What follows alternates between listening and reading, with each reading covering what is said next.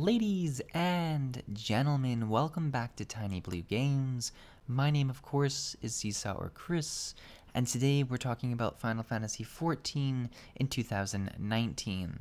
And specifically, we're talking about one of the things that you guys have wanted me to do for quite a while, one of the things I've wanted to do in game for quite a while, and that is the Hall of the Novice, I believe is what it's called. And I was a little bit confused about this when I first started playing. I thought it was a dungeon. I didn't really know what it was. And then once I had gone sort of past it and started posting videos of me doing things past that level point, you guys, you were like, hey, you should really be doing this. It's going to teach you how to play the game. It's going to give you a great reward. It's definitely something you want to do if you're a new player. And, it gives you a ring that gives you increased experience gains. So even as a experienced player, you're probably going to find yourself in here because it's pretty quick and it's easy and, a very good rewarding piece of content, which is exactly what you want in a game to start you off.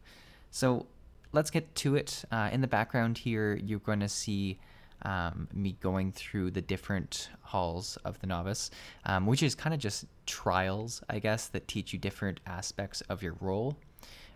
In particular, I'm a archer, so you're going to be seeing the DPS version. I believe there is a healing version and there is a tanking version. I think. I might be getting that wrong. I'm not sure. But if there is, I'm sure we'll end up doing that one day as well. So we'll figure it out together. But yeah, so this is the DPS version.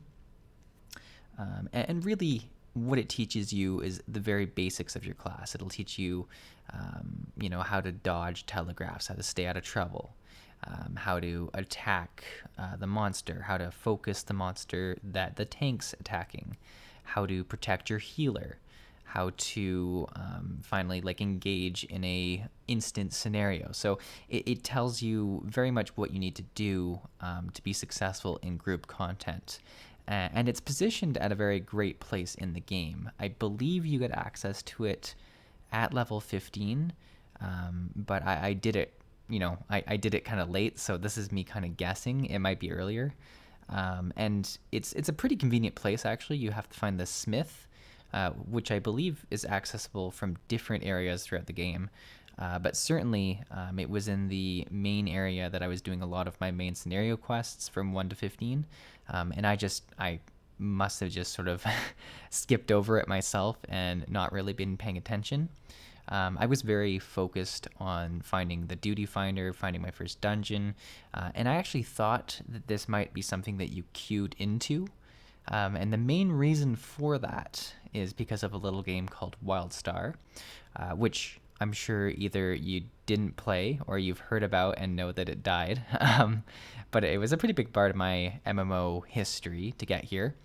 In WildStar, there was the Protostar Academy, which essentially was a dungeon that was meant to teach new players how to play WildStar. And in there, you would have sort of mechanics that would teach you how to avoid telegraphs, how to interrupt different things, how to protect your healer, how to fight as a group. So very similar in nature to the Hall of the Novice, except it was actually group content. So it was a dungeon at level 10, and you would queue up, and you would have to wait for a tank and a healer, which is probably one of the biggest downfalls of it, because it did take a really long time to get into it. And the other nasty part of it was that in WildStar, they down-leveled you into lower-level dungeons, which is actually a great system, and I believe they have that in Final Fantasy as well. But because of that, you would almost always get the Protostar Academy dungeon, and it was not a fun dungeon to have to do over and over again, just because of the tutorial nature of it. So it kind of made it a little bit rough that way, but it was it was decent. All that to say, which was a pretty big aside, I think this version of this tutorial is a lot better for a few reasons. The number one reason being that it's solo content. All you do is you find the smith, you accept his quest chain, You queue in for the different trials. I think there's like, I want to say like 5 of them or something like that. And each one of them is like between 2 and 3 minutes. So to get through the whole thing, it's no more than half an hour. It's probably less if you're an experienced player. But if you are a new player, I would recommend, learning all the pieces of the game. And I say that, and I still skip, information from time to time, which really ends up hurting me. But it is the best way to do things, is to learn as much as you can, absorb as much of the game as you can, and take your time. But it's not that long of a piece of content, so I do recommend you do it. You do actually get other things than just the ring. I think it's every other trial you do, you end up getting a piece of gear. I think I got some pants, and something else. I'm forgetting what it is, but it's really handy because it's catered specifically to what you're playing, so it's going to be pretty good gear. And like I said, positioning wise, in terms of the level that you're doing this is ideally something you're doing right before you hop into group content. So you're getting some pretty good gear, you're getting some pretty good knowledge, and then you're going off with your ring into dungeons. And it's super nice way to set you up, and it also teaches you how to use the duty finder, because although it's single player instance content, you do just queue into it.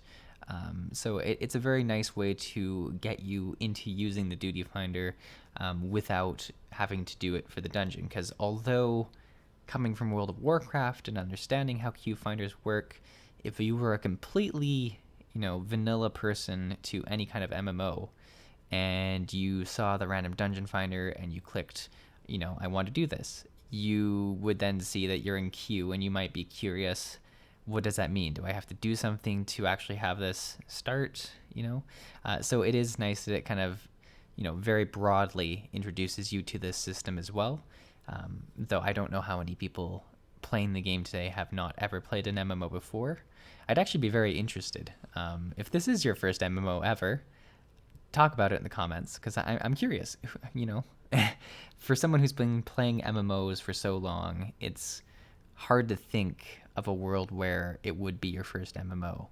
But I mean, there's obviously people younger than me, people that haven't explored the online world of MMOs, right?